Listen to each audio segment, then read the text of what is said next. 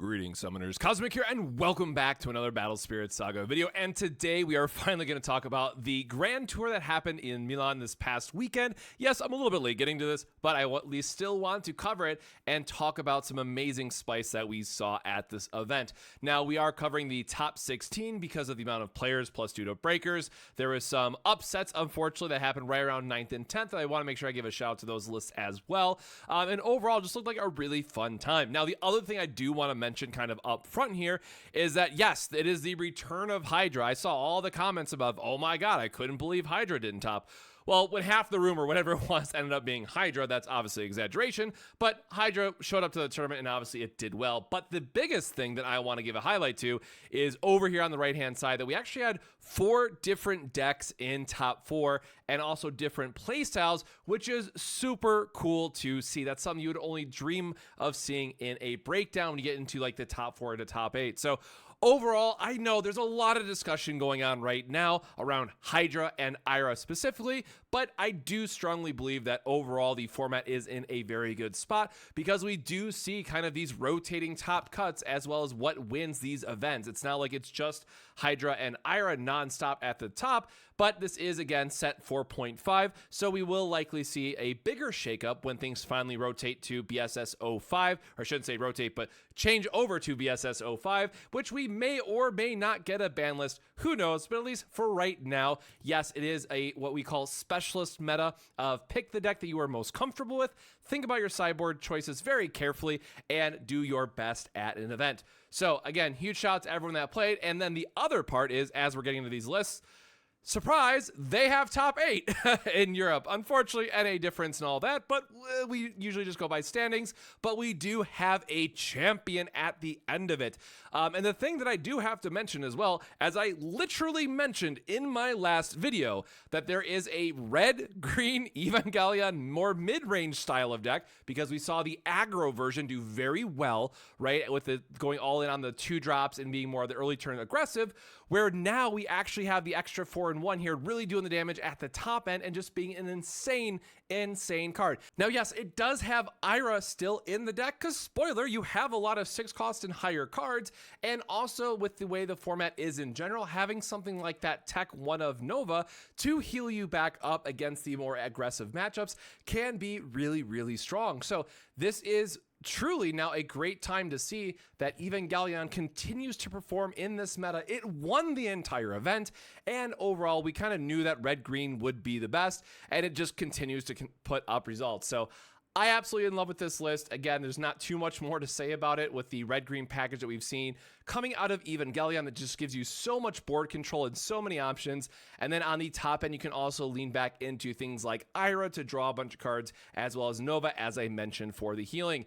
And then, of course, for our Magic Suite, it is just the tried and true staples that we've seen and will continue to see for red and green always coming together. Your Star Blast drawing extra cards is really great.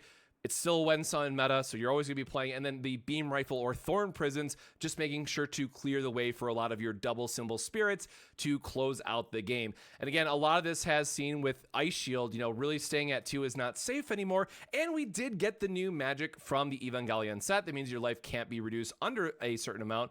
But overall, I think Ice Shield is still going to be the one that a lot of people turn to and is going to be kind of the staple that we see time and time again in terms of holding on to the last couple points of life. Otherwise, in the sideboard, we have more Gray for more combo potential. We have Nova for extra life heal, Lightning Arrow just to say, hey, I don't want to have to deal with that blocker, bye-bye for the turn, right? Or, stops it from attacking as well. And then Burning Force for just the Nexus removal, which we've seen to be so important time and time again, just being able to set back your opponent because we don't have the Andromeda here, which is the important thing to note, which can definitely make an appearance in more this style of list, but just opting for the full Burning Force out of the sideboard. Again, huge shout out to Alberto for winning it with red-green Eva. Up next, we do have, and this one's interesting for two different reasons, all right? This one caught me off guard. It is, yes, a 55 card deck. I will save you the time to count, but also it has a splash of Hydra in it with the Labyrinth as a 4 of 2 Hydra and 4 of the lovely Fat Frog that we all love. So this is something that we've seen, just Frost Tiger in general being good, But when you look at this shell overall, it is still very much white control. However, this does bring up a very valid point that we've seen time and time again, where decks would just splash the Nomengard Elephant, which is the draw and then ramp, with just the Nomengard City, the Nexus, because those two cards were just so powerful by themselves when you open them that if your opponent didn't have an answer, that elephant can drive a lot of value for you in the matchup. In the same way, we do see Labyrinth in Hydra, which, as we know, against a lot of decks, if they aren't prepared for it or aren't expecting it, it can close out games very quickly as well. Now, that said, it is a little bit of a telegraph unless it's super late game where you have the Labyrinth into the Hydra, but overall, it is still an explosive enough combo that it does quite well by itself. Other than that, very typical, more white control style of cards. We have an Inescapable Avalanche just being very good in this format. We have the Suppression to make sure you can still block while your stuff is exhausted. Dream Bombs and Flood Streams just give you more control, and that's kind of the other point here about the Labyrinth. Does give you the blue reduction, which is really nice, and then obviously if you have Mr. Frog on field as well, Flood Streams become a little bit cheaper and things of that nature. So overall, just really good white control, some flexibility in it as well. We've seen kind of the lower end of the spirits cycle through a lot. Really interesting to see more of the elementals come back, of course, with Hydra or just with the aggression running around in general. Being able to have a early blocker that cycles itself is super important. So as we've seen in some of the other lists in this top 8 and the event previously, we are seeing 3 to 4 copies of these elementals come back in the list overall. And then other than that, Strong Draw and Star Blessed Draw just being the drawing and the cycling that white control really needs to be relevant kind of in the format overall. We've seen this time and time again, just, hey, we are playing this very strong top end control heavy deck, but we do need to see the right pieces at the right time. So again, Frost Tiger Heavy Armor form, definitely a card that admittedly I rated a bit lower early on in the BSS04 meta that just continues to perform and continues to be very strong at what it wants to be doing. In the sideboard is just a smattering of options, it turns out. The one of Turbo Rex for just more bounce effects, 2 Callista, 2 Maduke, which is also really interesting in kind of like a mirror perspective or just a removal heavy because the Bloodlust will trigger and get her, or Blood Curse, will trigger, getting her back on the field, pinging your opponent for a damage, and just keep cycling herself. Nova ascends off of itself. If you in a pinch, make sure you get that extra heal, which is really good in white control. It turns out when you get that heal up, extra Frost Tiger, extra bounce and Inescapable Avalanche, and 1 more copy of Suppression, making into the sideboard for really respecting those aggressive matchups. So again, huge shout out to our runner-up. Moving into the top 4. And again, yes, you will notice that as we're going through these lists, it is just the top 4, and then we're going to cover the 9th and 10th place list that got 9th and 10th based on breakers. But you love it or you hate it. Top 4 Hydra. It's back, boys. No, I know a lot of people, again, based on the comments, based on some Facebook, social media in general, things I've been seeing, a lot of people are like, oh my God, how did Hydra not top? Like, is it gone forever? No, it's still just a fine deck, it turns out, right?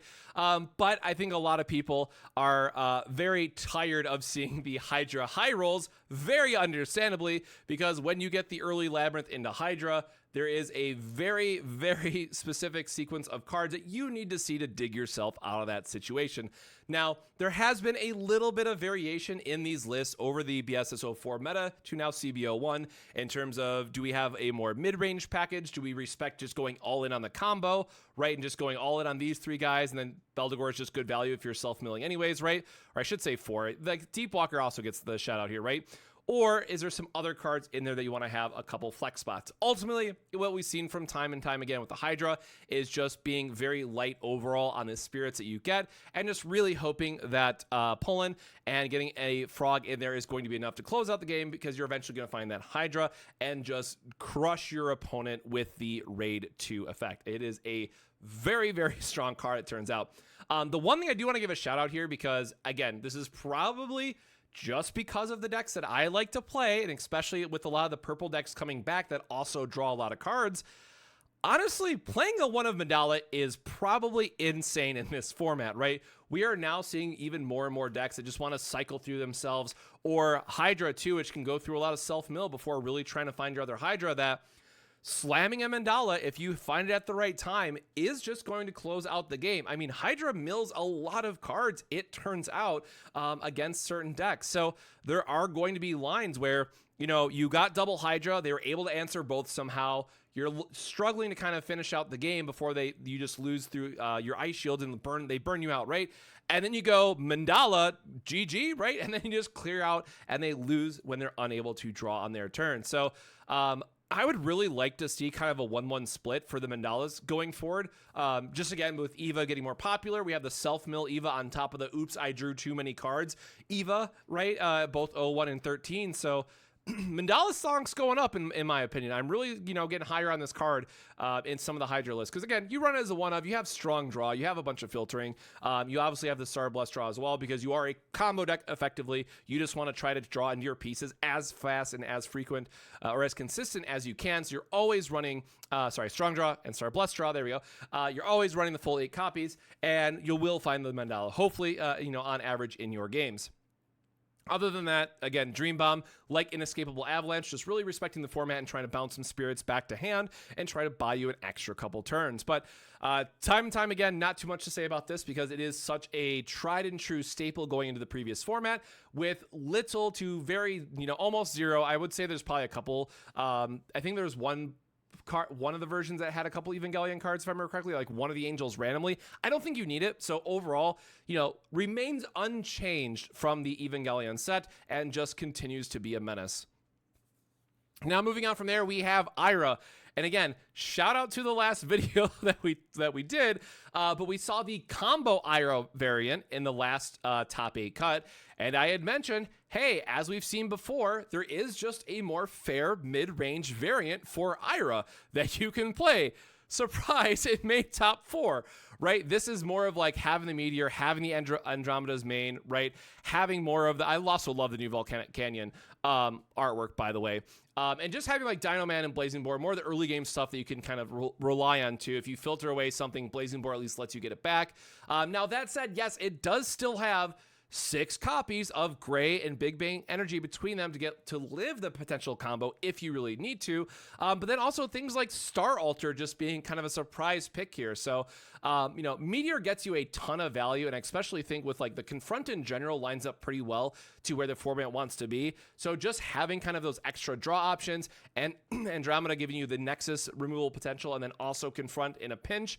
I mean, there's a lot more game to be played here outside of just having to go all in oopsies combo every single time. So again, top 4 all around shout out, you know, 2 staple decks, a brand new deck, and then 1 deck that was a staple with a spicy twist. Like, this is just a really cool thing to see in card games when you have such a unique top 4 cut like this. And then also kind of the new kid on the block being able to take the whole thing down with red, green Evangelion. So love to see it. Sideboard options, the general here again, we talked about this in the last video, but just not being able to have your stuff get bounced is super important. Baculus for the Nova, this is straight BSS 01 tech that keeps popping up, so you love to see it. And there's also some other BSS 01 tech coming up we'll talk about shortly. But, you know, breaking the board lock that they might have if there's something difficult on their side, ascend in the Nova, blow up their board, and just get you extreme value that way. Castle Keep, shutting off the when destroyed can be really annoying. Ritual Fire, really great card against the aggressive strategies. Just being able to burn things. 2 things for 4K is really strong. Burning Force going up to 6 copies then of Nexus removal. Very good thing that we're always going to see out of red. Counter Sword, punishing the on-summon strategies. And then the 3rd copy of Dream Bomb. Dream Bomb being Dream Bomb in this format. No more needed to be said there.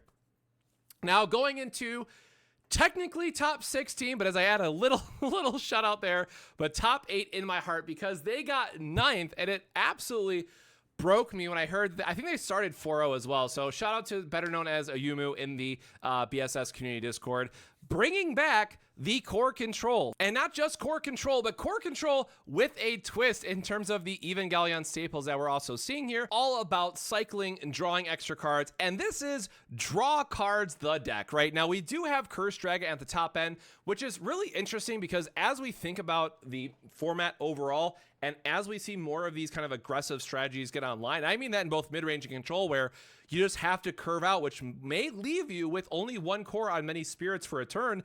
the Cursed Dragon is just going to be backbreaking at the end of the day to surprise your opponent. Now, to be fair, that's probably only going to happen in game 1, and then they can try to play around it in game 2, but that's when you still have things like the Mighty Nemesis coming down and getting you so much value out of the different, purple cycling stuff, getting extra draw effects off of Rotting Swamp, Beldegor coming back. Like, this is just purple good stuff, the deck, and you absolutely love to see it come back in such a way. But again, draw a card, draw a card, draw a card, draw a card, draw 2 cards, right?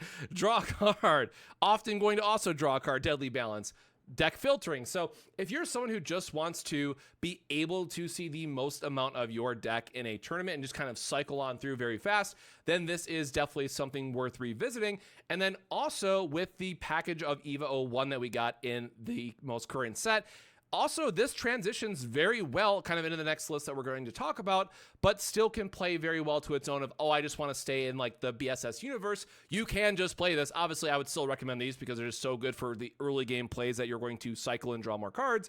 But I do think there is a case for core control getting quite a few pieces that's worth looking into again in this format overall. And then some sideboard choices, which we've already talked about a little bit here already, but something also to call out is like the core theft, as I mentioned, just in the past, we've seen this time and time again where purple can just get a very big hand. They can core theft on your largest guy to remove all your cores, and then you don't have enough cores left to do something like Ice Shield. So I do like seeing the 3rd copy out of the sideboard, as well as some Nexus removal and also the 4th Double Deadly, which, whew, that card is just very, very good. So again, huge shout out to Ayumu for the top 16 finish here with the list. And then the last one that we're going to talk about today is the EVA01. Yes, this is another Evangelion deck that we've seen both in the last event and this event now making into, again, this is technically top 16, but was 10th based on breakers, that it is just EVA good stuff. And again, we do see things like Nemesis because it plays very well into all the core removal strategies that you're going to be doing in this style of deck. But then also the one that's in my heart, the one that I want to see come across the table, and I will not be upset in the slightest if this hits me, is the EVA01 and 13 coming together with this spirit gains 1 purple symbol for every 10 Golem spirit cards in your trash. Now, yes, it is Golem, so you do have to have like the full evil line in here that's going to count. Obviously, Nemesis himself is a shadow, so it doesn't count. But this thing coming across, your opponent is going to see like the early double symbol, and they're going to go, okay, I have to stay at 3 life. I'm totally fine if everything happens at 3 life. Nothing can hurt me.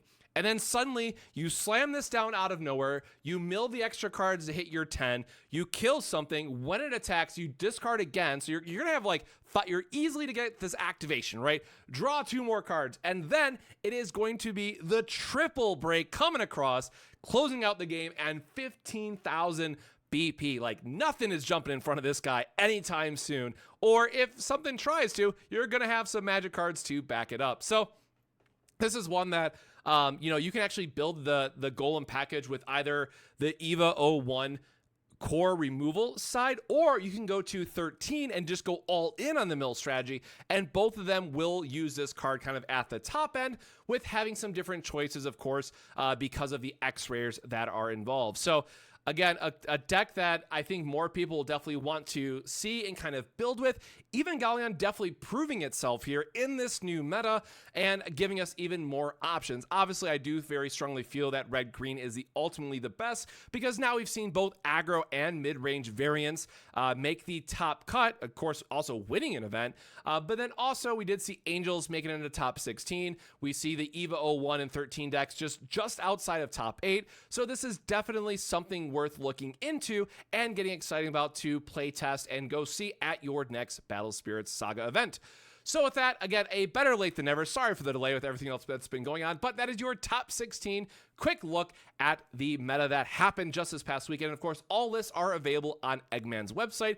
There was some other slight variations on things like Hydra or Ira, but overall, I just want to always take the top versions of the list. And then if people want to dig into each one or more of the decks and kind of see, oh, this Ira deck did this, or oh, this Hydra deck did this, and just kind of side by side compare them, you can absolutely do that and get an idea of what you might want to be running in your next event. So with that, my friends, yes, we are going to try to get some Evangelion battles on the channel hopefully soon. I just ordered the rest of my cards that I needed, got the rest of my foils, trying to spend the holiday weekend just kind of cleaning and organizing and, getting through the month that was June, you know, if you know, and hopefully getting back to it soon. Obviously, I'm very excited for Union Arena, and there's been so much exciting Union Arena news coming out that I'll probably have to do a video next week or sometime soon on, so look forward to that. But otherwise, you know, a lot more content to be coming here soon and ready to get back at it. So until then, my friends, stay safe, stay hydrated, and I'll see you in the next video.